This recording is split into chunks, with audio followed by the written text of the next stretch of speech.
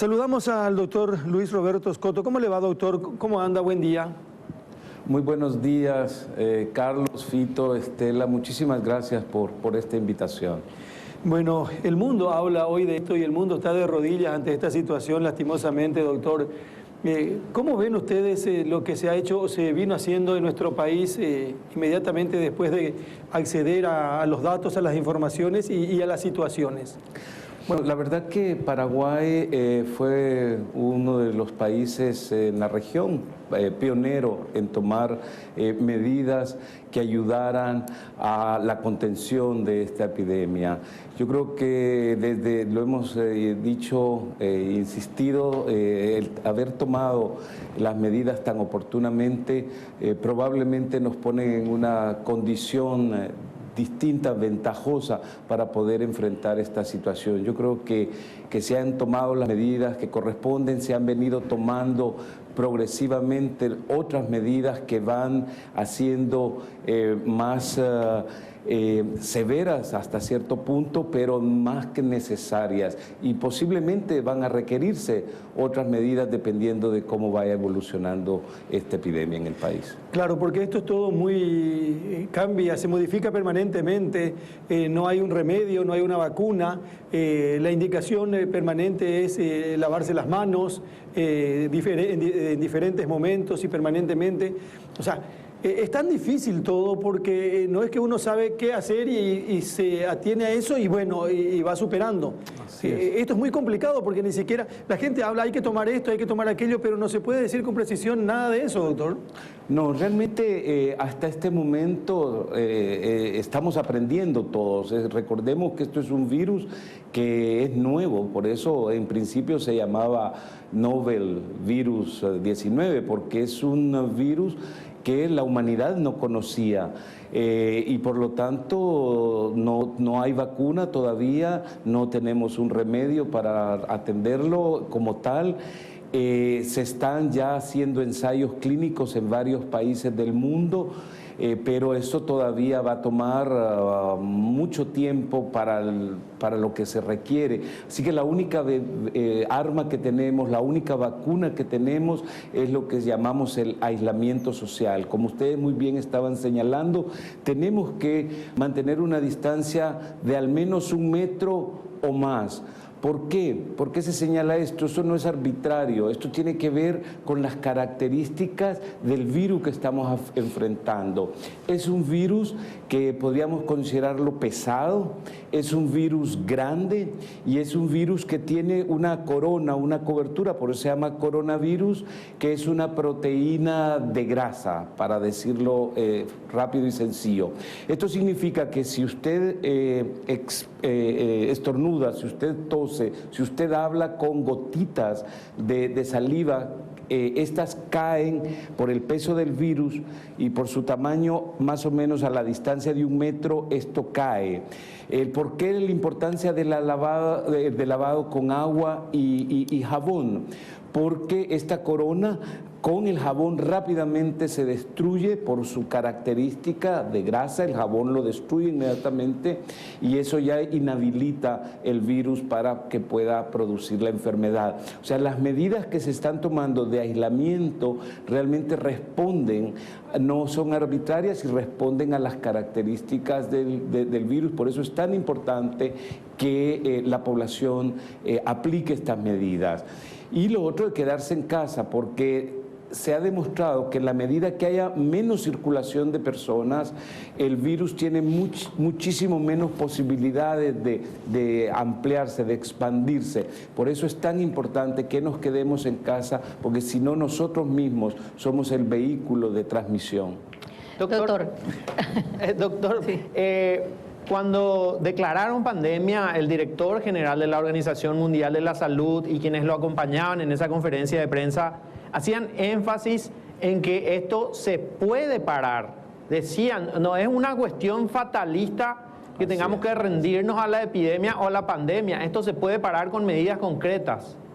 Totalmente de acuerdo. Gracias por su comentario. La verdad que es posible cambiar la evolución histórica que podíamos esperar de esta enfermedad. Está en nuestras manos hacerlo. Se puede revertir esta epidemia, no es fatalista. Recordemos, y es importante tenerlo presente, que hasta ahora, de acuerdo a la respuesta que han tenido en Asia, en China, Corea, en otros países y en países desarrollados como Italia, Francia y España, mismo Estados Unidos, el 97% aproximadamente de las personas se curan. Tenemos un 3% que lamentablemente, y aprovecho la oportunidad para transmitirle nuestro pésame a la familia de la persona, del doctor que anoche murió, y al pueblo paraguayo, pero el 97% se pueden curar. Lógicamente, esto significa que tenemos que tener servicios de salud que puedan responder a esas personas que necesitan esos servicios.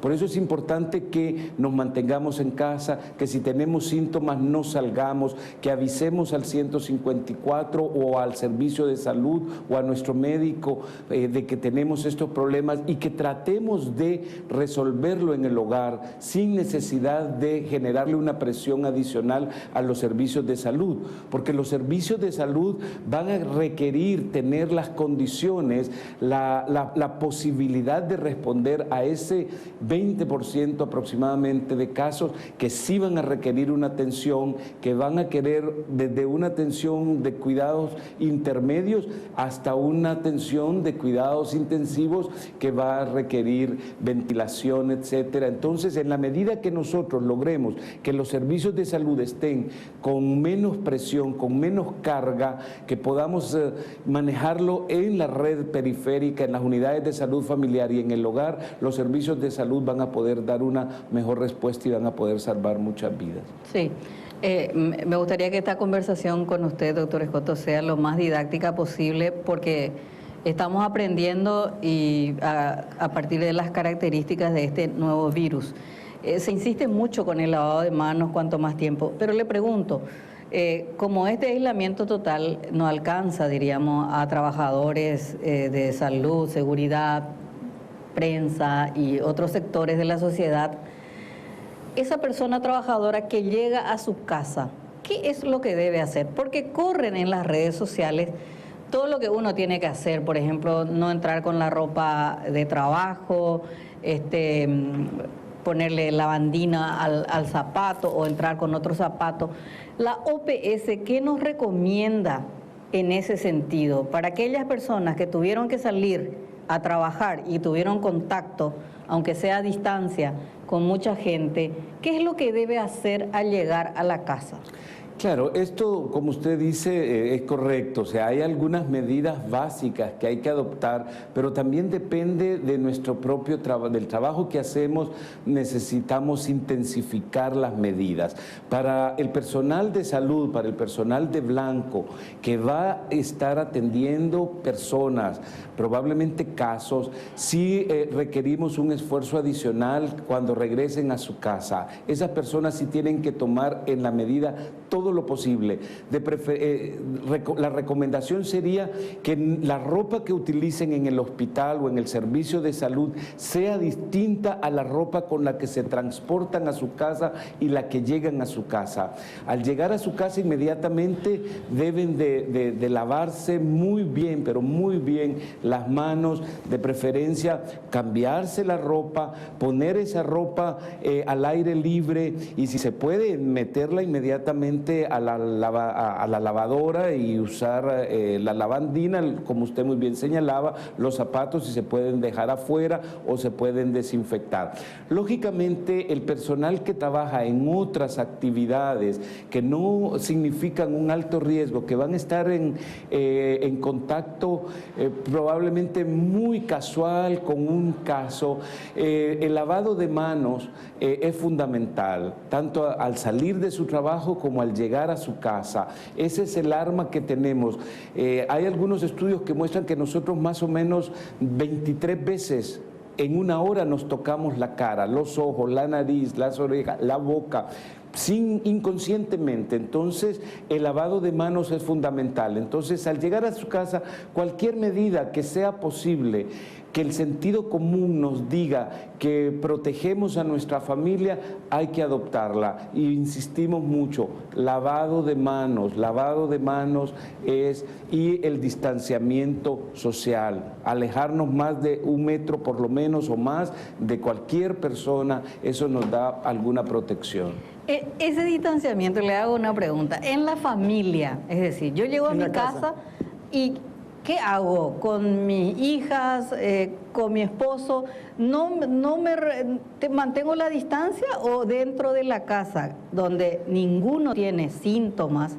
¿Cómo debe ser el relacionamiento? Estoy hablando está dentro bien. de la Yo casa. creo que podemos dentro de la casa, bueno, tener los cuidados, si no tenemos ningún síntoma, si nadie tiene ningún problema de salud o no tiene un factor de riesgo, yo creo que podemos tener un relacionamiento normal, diríamos, normal, no necesitamos, lógicamente, inmediatamente que alguien comience con algún síntoma, comience a toser o a estornudar o presente un poco de fiebre, sí hay que tomar medidas, hay que aislarlo en lo posible, separar inmediatamente los utensilios que él utiliza, sus tenedores, sus platos, su toalla, y tratar y comunicar inmediatamente al servicio de salud o al 154, pedir orientación que seguro va a tener una respuesta. Hasta ahora tenemos la capacidad de responder, o el servicio de salud del ministerio tiene alguna capacidad de responder, y esperamos que en la medida que vayamos manejando la situación va a haber esa capacidad de respuesta. Pero en general yo creo que con estas medidas hasta ahora pareciera, de acuerdo a la evidencia que tenemos, pueden ser suficientes. No compartir el tereré, esas son medidas que el sentido común lo indican. Entonces, con eso nosotros yo creo que podemos realmente establecer las barreras que se requieren. Bueno, a mí mi pareja no me besa hace 10 días ya con este tema del COVID, pero debe ser una cuestión personal, doctor. No, y yo creo que ella conmigo. Ella se aprovecha. Claro. Doctor, el tema de los test, ustedes que tienen una visión de la región y del mundo, el tema de los test es una preocupación en nuestro país. El Ministerio de Salud ya habló de que se va a duplicar y luego triplicar, pero ¿cuál es la visión que tienen ustedes desde la Organización Panamericana de la Salud respecto a la cantidad de test o a la política que tienen que tener los ministerios de salud respecto al testeo? Ok, es muy fácil, digamos, entender esto. No podemos avanzar y caminar con los ojos cerrados. Así que el testeo es una arma muy importante que se tiene para poder saber la evolución que está teniendo la epidemia y las medidas que tienen que irse adoptando. Pero es una preocupación mundial. Hay dificultades de proveerse del test que se requiere y de la misma capacidad operativa, por lo que ya se ha mencionado, la bioseguridad, la capacidad técnica, la capacidad de los reactivos, la capacidad de disponer. Y hay una demanda mundial muy grande en todos los países para los test, así que se está haciendo difícil. El país ya ahora va a poder duplicar y probablemente vamos a alcanzar triplicar, pero mucho va a depender de cómo evolucione la epidemia para poder tener una dimensión de la cantidad de test requerida.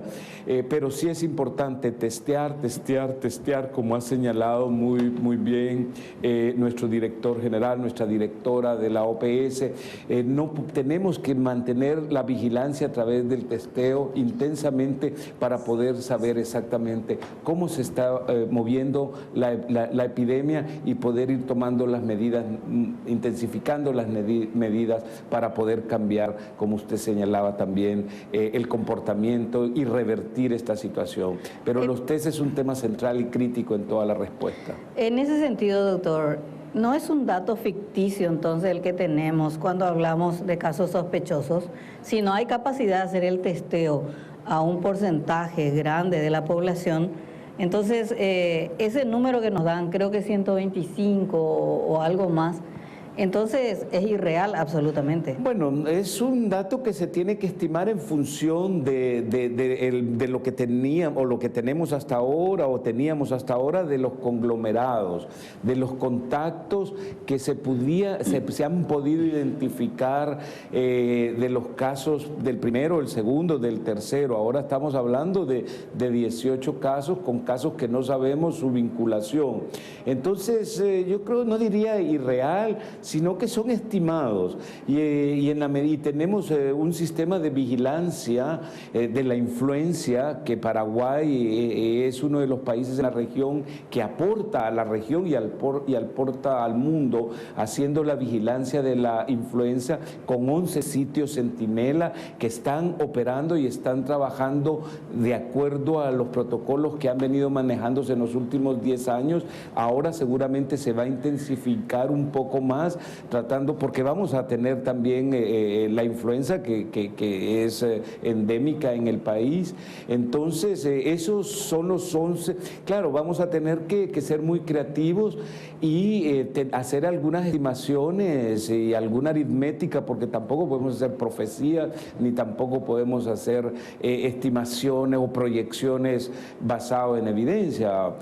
Recordemos que es un nuevo virus, no sabemos cómo se va a comportar en población desnutrida, no sabemos cómo se va a comportar en población con VIH que no sabemos su diagnóstico, mujeres con 4 o 5 hijos, porque en Europa sabemos que no tienen o tienen 1 o 2 hijos. Entonces es una población diferente, con condiciones distintas, que no tenemos precisión cuál va a ser el real comportamiento que va a tener en América Latina este virus. Así que el testeo hasta donde podamos vamos a hacerlo y se van a tomar todas las medidas necesarias para multiplicarlo, pero es para que nos vaya dando un poco la indicación de cómo se va comportando la epidemia.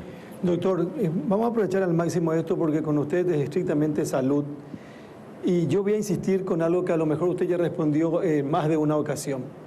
¿Por qué es necesario que la gente se quede en la casa? A ver si entendemos todos. Van dos preguntas, pues me estuve fijando en la opinión de algunos expertos chinos que fueron a Italia y dijeron, acá no está funcionando nada bien este tema del aislamiento, es muy relajado porque la gente se sigue juntando en hoteles, porque el transporte público sigue aglomerando personas. Todos sabemos que el virus está y pero no sabemos cómo contenerlo, cómo pararlo, por ejemplo, ¿verdad? Entonces, para que una vez más repitamos, doctor, ¿por qué es importante que la gente se quede en la casa? Es importante que la gente se quede en la casa porque al haber transmisión comunitaria o incluso con los conglomerados, nosotros no sabemos si somos portadores, para decir así, del virus y lo estamos difundiendo. Hay algunos modelos que se han hecho donde es muy claro, es evidente cómo en la medida que es más estricta el aislamiento de las personas, en esa misma proporción también el movimiento del virus se reduce significativamente. Nosotros tenemos que estar en nuestra casa porque ahí estamos protegiéndonos a nosotros, protegiendo a nuestra familia, protegiendo a nuestros abuelos, las personas mayores y protegiendo al resto de la comunidad. Esa es la única medida que tenemos, por lo que explicábamos. En la medida que el virus no tenga posibilidades de ser transportado, de viajar por el territorio nacional, por las ciudades, por nuestro barrio, en esa medida el virus se va a ir agotando y las personas y los servicios de salud van teniendo la capacidad de poder responder a aquellas personas. Porque el 80% puede transcurrir relativamente leve la enfermedad y entonces en casa la podemos resolver. Claro, si estamos en casa, ese virus que está recorriendo no va a encontrar el objetivo. Exactamente. Va a pasar el tiempo y se va a terminar, se va a acabar. Ahora, una cuestión puntual, doctor. Nosotros estábamos hablando esta mañana de un caso muy específico. Una persona que llegó al aeropuerto internacional Silvio Pettirossi, proveniente de México. Y de ahí tuvo que ir hasta la terminal de ómnibus, creo que tomó un Uber o tomó un taxi, y llegó hasta la terminal de ómnibus, se encontró con que no hay posibilidad de viajar desde la terminal. el protocolo no tendría que funcionar de esta manera, tendría que ser mucho más estricto, porque tendría que inmediatamente apartar a esta persona y evitar que vaya, porque independientemente que ella tenga síntomas o no tenga síntomas, que tenga la infección o no tenga la infección, lo ideal sería, porque uno nunca sabe, porque hay dos casos voy a poner esto. Esta persona se fue hasta la terminal, nadie intervino. ¿Qué pasó con una persona que vino del exterior vía Asunción y se fue a Formosa, Argentina? Hoy está imputada. Porque primero por lo del aislamiento, supongo, y segundo, ¿qué hacer cuando llegás, por ejemplo? Yo entiendo que ahora ya el aeropuerto va a funcionar cada vez menos, pero ¿qué haces cuando llegás y tenés que ser aislado? Tenés que apartarte de todos, hasta de tu familia, desde el mismo momento que llegás al aeropuerto, doctor. Bueno, si la persona viene sin ningún síntoma, lógicamente tiene que aislarse, y creo que en el aeropuerto le están dando las indicaciones de cómo debe de evitar ese distanciamiento. Si alguien la va a buscar o se mueve, bueno, recordemos que en un Uber, en un taxi, de preferencia esta persona va atrás y puede mantener cierta distancia. Si tiene alguna sintomatología, inmediatamente debe de ponerse la mascarilla para evitar poder explorar el virus. Y ahí sí las condiciones, si tiene que autorreportarse, es decir, ¿qué es lo que pasó con esta persona en Argentina? Que aparece que venía ya con síntomas, llegó a Brasil y no reportó, y tengo entendido que incluso firmó una notita donde decía que no tenía síntomas, llegó acá, no informó que tenía síntomas, pasó la frontera, tampoco informó que tenía síntomas, hasta que estaba del lado argentino, y lógicamente por eso creo que es la razón de la imputación, porque puso en riesgo a miles de personas, Entonces yo creo que es importante el mensaje. Si viene del extranjero y entra al país, sí o sí tiene que guardar los 14, los 15 días que se está dando de cuarentena, de aislamiento. Si tiene alguna sintomatología, ahí en el aeropuerto mismo o en la frontera, si reporta esa sintomatología, el Servicio de Salud sabe perfectamente cómo tiene que actuar, las medidas que tiene que tomar para su aislamiento, su protección, sus cuidados, y en la casa, si se da el aislamiento en el hogar, también las medidas, recibirá la orientación que se requiere para que esté aislada, seguro, en su casa. Pero por eso hablamos, o sea, hay una responsabilidad individual y social y familiar muy fuerte, porque es imposible tener parar el mundo, no podemos parar el reloj. Imposible, quisiéramos pararlo, pero o sea, las acciones que se están tomando son grandísimas. Ahora que yo venía para acá, la ciudad está realmente vacía, eso ya es una barrera, pero alguien va a necesitar ir a la farmacia, alguien va a necesitar ir a adquirir algún alimento, la población va a tener de alguna manera cierta movilidad, y eso es un riesgo que se tiene que recorrer, porque la vida así es. Sí. Idealmente, quisiéramos poder tomar así, cerrar como un poco lo hicieron los chinos, 60 millones. Sabemos que no tenemos, es imposible, la vida continúa además. Entonces, entre más responsables seamos, entre más nos autoaislemos, que no nos salgamos, si no es estrictamente necesario, estamos contribuyendo cada uno de nosotros. Doctor, como decía Carlos, ya habrá usted respondido varias veces de que de estos dos puntos claves, el distanciamiento social para cortar la circulación del virus, que es muy importante, y también un poco la pregunta que se sigue haciendo igual es: ¿por qué la persona que viene del exterior o que pudo haber tenido contacto, la posibilidad más cercana de virus, tiene que guardar 14 días mínimo de cuarentena, de ser aislado dentro mismo del hogar? ¿Por qué? Si puede repetirnos. Sí, primero, los síntomas generalmente, dura el virus, la infección, generalmente se presenta entre los 7 de 2 a 7 días, un promedio de 4 a 5 días. Ahí podemos saber si la persona realmente se infectó o no se infectó. Pero se da un aislamiento de 14 días, que es el periodo máximo que puede haber de contagio de una persona. Eso es básicamente los 14, 15 días, se dice 14 días, 15 días o un día más de seguridad, pero es por eso, porque la vida media del virus en una persona para manifestarse puede durar hasta 14 días. Con el tema de las vacunas, hay también que hay países que ya están probando, etcétera, etcétera, y me parece también que no hay que generar una falsa esperanza, porque si se descubre la vacuna, no lo vamos a tener este año. No, así es. El proceso de producir una vacuna de este tipo, si bien es cierto, la humanidad ha avanzado, la ciencia ha avanzado muchísimo, hace para otros problemas de coronavirus se tardaron hasta 4 años en tener una vacuna.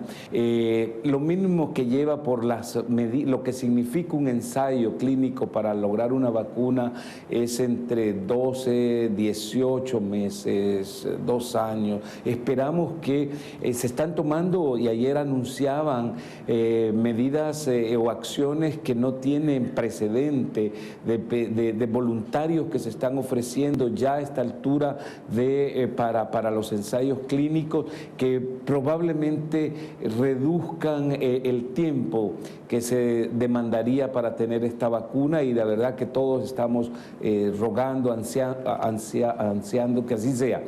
Pero va a llevar su tiempo, y como decía nuestro director general ayer de la OMS, tenemos que garantizar que esta vacuna llegue a todos una vez que tengamos la capacidad de que llegue a todos y en todas partes al mismo tiempo, porque no es que va a ser una vacuna para algunos países, para otros no, una vacuna para ciertos sectores sociales, para otros no, tiene que ser una vacuna para todos, porque en la medida que nos protejamos todos, protegemos a todos. Si no, si queda un sector de la sociedad sin el acceso a la vacuna, entonces no estamos realmente cumpliendo el compromiso que tenemos de salud universal para todos y la protección para todos. Pero va a llevar su tiempo. O sea que no esperemos que la vacuna va a estar en los próximos 3 meses, en los próximos 6 meses. Imposible. ¿Recuerda usted en la historia una pandemia similar que puso de rodillas al mundo? Bueno, hay pandemias muy grandes que nos han movido, pero que por las condiciones de transporte, de movilidad, la pandemia, la influenza española que se llama, que fue un coronavirus también, hace un siglo, 1918-1919, produjo entre 40 y 50 millones de personas. La peste en Europa generó también 2 millones de personas. Son pandemias que realmente han tenido un impacto muy grande. Tenemos actualmente otra pandemia que está matando muchísima gente, que es el VIH. Aproximadamente ya tenemos 35 millones de personas, que han muerto hasta ahora por el VIH. Pero son pandemias que venimos enfrentando, y ahora con estos virus, estas mutaciones, cambio climático, etcétera, es muy probable que vamos a tener este tipo de epidemias o pandemias con mayor frecuencia. Con las características estas de bloqueo mundial, no hay precedentes en la historia. No hay no existe. Nunca habíamos tenido incluso la capacidad de hacerlo. Esto es un hito en la historia de la humanidad realmente. Ni siquiera las guerras mundiales lograron parar a la humanidad como lo está haciendo este virus. No tiene parangón. Doctor, ¿algo más que quiera usted, aprovechando la posibilidad de estar en la lupa en Telefuturo? Sabemos que hay un grupo interesante de gente que nos sigue y que está siempre queriendo conocer más información, porque probablemente en los últimos tiempos o nunca nos despertamos y nos levantamos con el mismo tema.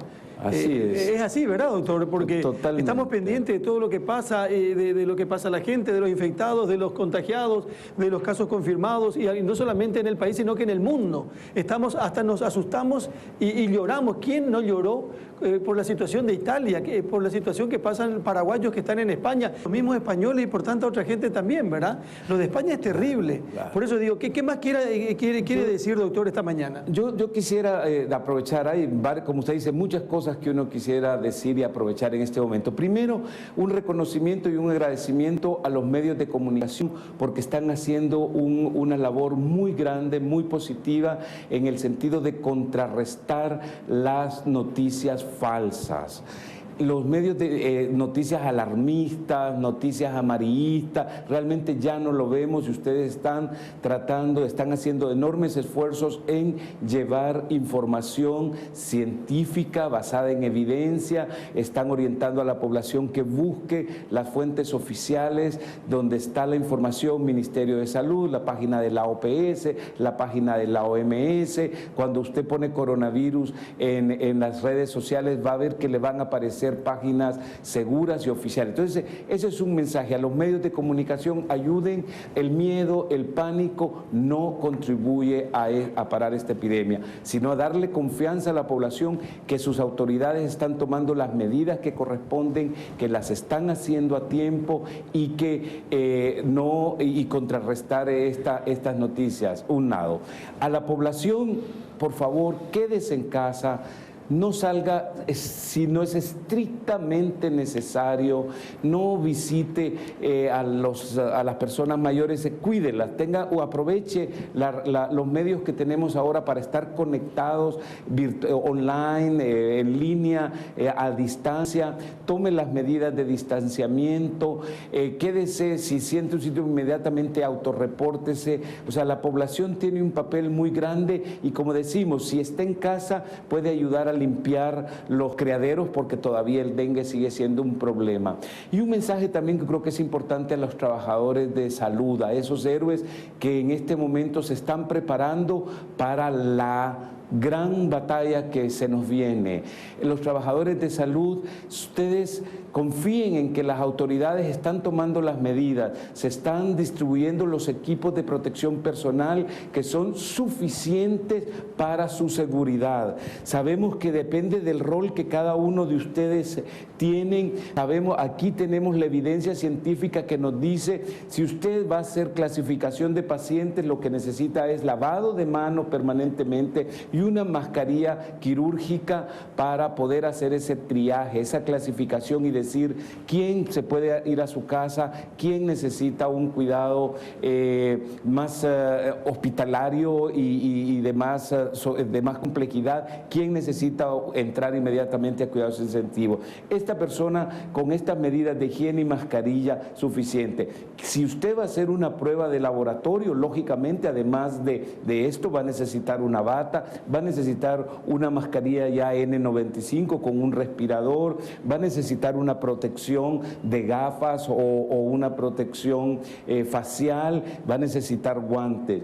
Si tiene un caso confirmado en sus manos, sospechoso realmente que usted cree que es un coronavirus, tiene que tomar también todas estas medidas, bata, y ahí necesita otro nivel. Y si tiene que hacer algún procedimiento que va a generar aerosol, una intubación, una gastroscopía o un procedimiento, entonces sí necesita un equipo del que está ya el Ministerio proveyendo a todos los hospitales, que da suficiente protección. Lógicamente, si podemos, como vemos en la imagen, que algunos países tienen esas capacidades tanto económicas y esa disponibilidad de mamelucos o equipos más sofisticados, bien, está correcto en las terapias intensivas o en aquellos servicios que van a hacer procedimientos como que dijimos que tienen aerosol y hay un mayor riesgo.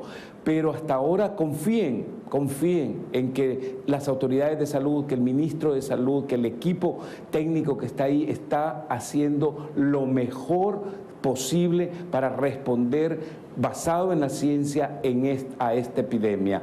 Eso sería, diríamos, en general a todos los ciudadanos, sepan que se están haciendo todos los esfuerzos desde el punto de vista económico, evitemos la violencia en el hogar, busquemos las formas de cuidar a nuestras familias, no generemos más problemas del por sí tenemos. Creo que la responsabilidad de nuestra ciudadanía en este sentido es un elemento central, clave para poder responder. Las próximas 2 semanas que vienen nos van a poner a prueba a todos nosotros. Son semanas probablemente claves para saber cuál va a ser el comportamiento. Si logramos romper ese crecimiento exponencial, si logramos mantener una curva capaz de que los servicios puedan dar una respuesta, yo creo que Paraguay va a ser un ejemplo a nivel mundial, pero todos debemos de contribuir de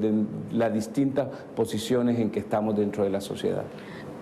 Doctor, yo no sé si la OPS tiene una especie de, no sé si el control o no, pero hay muchas quejas también dentro de las instituciones sanitarias que no tienen todos los elementos necesarios, e incluso ya tuvimos 2 destituciones de médicos. Entonces le pregunto si ustedes tienen un control, cómo están viendo, ¿existe o no realmente una distribución equitativa para todo el sistema de salud? Porque tampoco podemos pedirle a nuestros funcionarios de blanco, a nuestros médicos, que vayan a la guerra con fusiles de madera, ¿verdad? No, sí, el ministerio, bueno, nosotros estamos apoyando y estamos trabajando juntos desde el primer día, desde el 1 de enero. Se ha establecido, pero que se venía trabajando desde ya con un sistema de gestión de insumos críticos. Y este sistema está activo, este sistema está diciendo dónde se están distribuyendo, dónde se están enviando. Lógicamente hay limitaciones, como muy bien lo señalaba el ministro anoche, se están adquiriendo cantidades y se está recibiendo cooperación de algunos donantes, algunos cooperantes, trayendo equipos, y eso va a dar la mayor capacidad. Esta semana que viene se va a hacer una distribución intensiva. Se ha priorizado a los hospitales que se fueron identificados como hospitales de referencia, ahí se ha priorizado, pero poco a poco van a ir llegando y se van a ir distribuyendo equipos hasta los primeros niveles de atención, donde se va a requerir un equipo suficiente, un equipo que garantice a la población. Como usted decía, no se puede ir a la guerra con armas de madera, pero se está haciendo. Va a ser, esperemos que sea lo suficiente, pero depende también cómo nosotros podemos contribuir a que esto no explote exponencialmente. Doctor, muy gentil, muchísimas gracias. Gracias por estar con nosotros esta mañana y compartir con la gente que nos sigue a través de Telefuturo. Esto que estamos haciendo, lo vienen haciendo ustedes, están haciendo ahora y lo van a seguir haciendo porque nos necesitamos todos, evidentemente. Muchas gracias, doctor. Muchísimas gracias por esta gran oportunidad que me ha dado de comunicarme con el pueblo de Paraguay. Muy gentil.